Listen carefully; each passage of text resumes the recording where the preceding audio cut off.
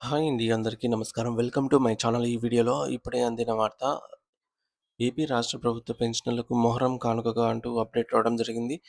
దీనికి సంబంధించిన పూర్తి సమాచారాన్ని ఈ వీడియోలో తెలుసుకుందాము. వీడియో ఇది ఎక్కడే గానీ స్కిప్ చేయకుండా ఎండ్ వరకు చూసేయండి. అప్పుడు ఇన్ఫర్మేషన్ పూర్తిగా అర్థమవుతుంది.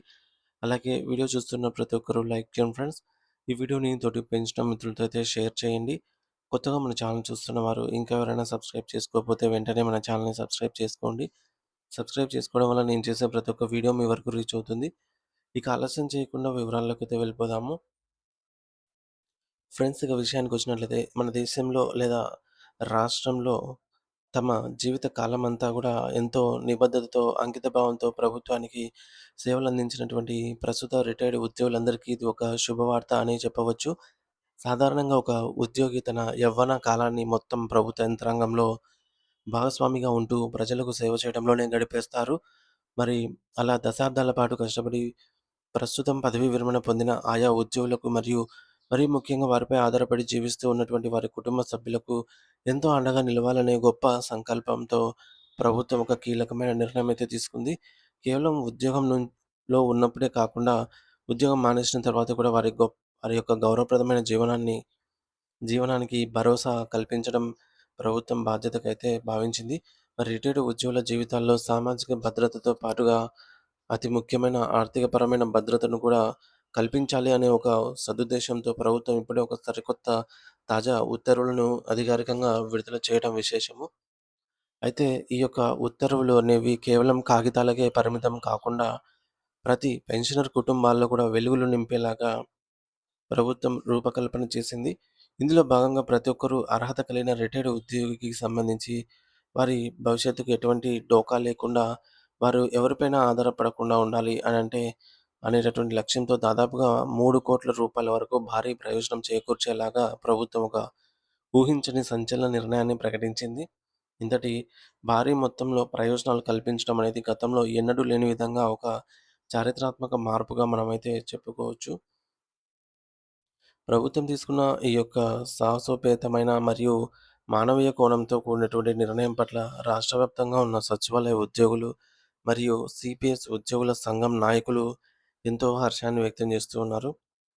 ప్రభుత్వ ఉద్యోగుల సంక్షేమం కోసం ఇంతటి పెద్దపీట వేయటం వల్ల వారిలో ఒక రకమైన ధైర్యం మరియు భరోసా కలుగుతుంది. అసలు ఇంతటి మంచి నిర్ణయాన్ని తీసుకున్నందుకు గాను వారు ప్రభుత్వ పెద్దలకు, అధికారులకు మరియు ఈ యొక్క ప్రక్రియలో పాలుపంచుకున్న ప్రతి ఒక్కరికి ప్రత్యేకంగా కృతజ్ఞతలైతే తెలియజేస్తున్నారు. అయితే ఈ యొక్క శుభ పరిణామాలు ఇక్కడితోనే ముగిసిపోలేదు. పెన్షనర్లు ఎదుర్కొంటున్న మరికొన్ని క్లిష్టమైన సమస్యలను కూడా ఉద్యోగ సంఘాలు ఇక్కడ ప్రభుత్వం దృష్టికి తీసుకురావడం జరిగింది. మనం క్షేత్రస్థాయిలో గమనిస్తే ఒక చేదు నిజం మన కళ్ళ ముందు స్పష్టంగా కనిపిస్తుంది. జీవితాంతం ప్రభుత్వ సేవలో కష్టపడి రిటైర్మెంట్ అయిన తర్వాత కూడా చాలామంది పెన్షనర్స్ సొంత ఇల్లు లేక అద్దె ఇళ్లల్లోనే ఇప్పటికీ నివసిస్తూ ఉన్నారు. వృద్ధాప్యంలో వచ్చేటటువంటి పెన్షన్ డబ్బులు అద్దెలకు, మందులకే సరిపోతూ ఉండటంతో వారు ఎన్నో ఆర్థిక ఇబ్బందులను ఎదుర్కొంటూ ఉన్నట్టు తెలుస్తోంది. మరి ఈ సమస్యను పరిష్కరించాలి అనే ఉద్దేశంతో కేవలం సర్వీస్‌లో ఉన్న ఉద్యోగులకే కాకుండా రిటైర్ అయినటువంటి పెన్షనర్లకు సైతం వారి అద్దె ఇళ్లకు అయ్యే ఖర్చుల కోసం హెచ్ఆర్ఏ ప్రయోజనాలను కూడా ఖచ్చితంగా విస్తరించాలని, దీనిని వెంటనే వర్తింపచేయాలని చెప్పేసి ఉద్యోగ సంఘాల నుంచి ఒక బలమైన డిమాండ్ అయితే వినిపిస్తోంది. ఇది కేవలం డిమాండ్ మాత్రమే కాదు, పెన్షనర్ల ఆత్మగౌరవానికి సంబంధించిన అంశంగా వారైతే పరిగణిస్తూ ఉన్నారు. ముఖ్యంగా ఈ హెచ్ఆర్ఏ డిమాండ్‌కు సంబంధించి ప్రభుత్వం రాబోయే రోజుల్లో ఎటువంటి నిర్ణయం తీసుకోబోతోంది? పెన్షనర్ల బ్యాంకు ఖాతాలో ఈ యొక్క అదనపు అలవెన్స్‌లు కూడా జమ చేస్తుందా లేదా అన్న దానిపై ప్రస్తుతం రిటైర్డ్ ఉద్యోగులందరిలోనూ తీవ్రమైన ఉత్కంఠత మరియు ఆసక్తి నెలకొంది. ఈ అంశంపై సామాజిక మాధ్యమాల్లో మరియు ఉద్యోగ వర్గాల్లో రకరకాల ఊహాగానాలు కూడా జోరందుకుంటున్నాయి. ఒకవేళ ప్రభుత్వం దీన్ని సానుకూలంగా స్పందిస్తే అది పెన్షనర్ల జీవితాల్లో మరో పెద్ద మలుపవుతుందని అందరూ ఆశిస్తూ ఉన్నారు. ఇక వీటితో పాటు ఇక్కడ మనం ప్రధానంగా చర్చించుకోవాల్సింది ఈపీఎస్ ఉద్యోగులకు సం ఈపీఎస్ ఉద్యోగుల గురించి అన్నమాట. ప్రస్తుతం తరుణంలో వీరికి ఇది చాలా కీలకమైన సమయం అని చెప్పాలి. ఎందుకంటే ఈ యొక్క ఈపీఎస్ అనేది కేవలం ఒక సాధారణ రిటైర్మెంట్ పెన్షన్ స్కీమ్ మాత్రమే కాదు.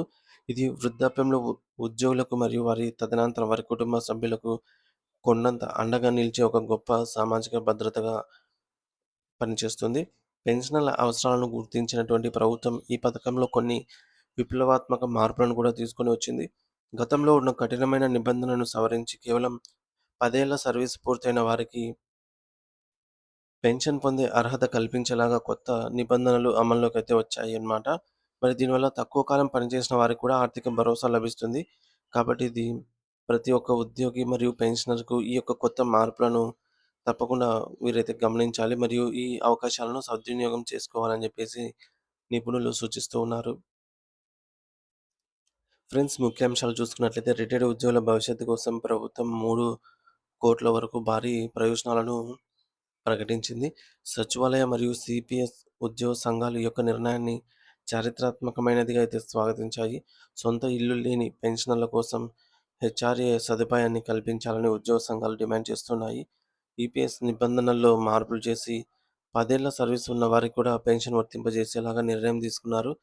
పెన్షనర్ల ఆర్థిక భద్రతతో పాటు సామాజిక గౌరవాన్ని పెంచడమే ఈ యొక్క ఉత్తర్వుల ప్రధాన లక్ష్యము. ప్రభుత్వం రిటైర్డ్ ఉద్యోగుల సంక్షేమం కోసం విప్లవాత్మక నిర్ణయాలైతే తీసుకుంది. ముఖ్యంగా 3,00,00,000 వరకు ఆర్థిక ప్రయోజనాలు కల్పించడం, ఈపీఎస్ సర్వీస్ నిబంధనలను 10 ఏళ్లకు తగ్గించడం వంటి చర్యలు పెన్షనర్లకు పెద్ద ఊరటనిస్తాయి. ఇదే సమయంలో అద్దె ఇళ్లలో ఉండే పెన్షనర్ల కోసం హెచ్ఆర్ఏ డిమాండ్ కూడా తెరపైకైతే వచ్చింది. మొత్తానికి ప్రభుత్వం తీసుకుంటున్న ఈ చర్యలు వృద్ధాప్యంలో ఉన్న మాజీ ఉద్యోగులకు ఆర్థికంగా మరియు సామాజికంగా కొండంత అండగా నిలుస్తాయని చెప్పడంలో ఎటువంటి సందేహం లేదు.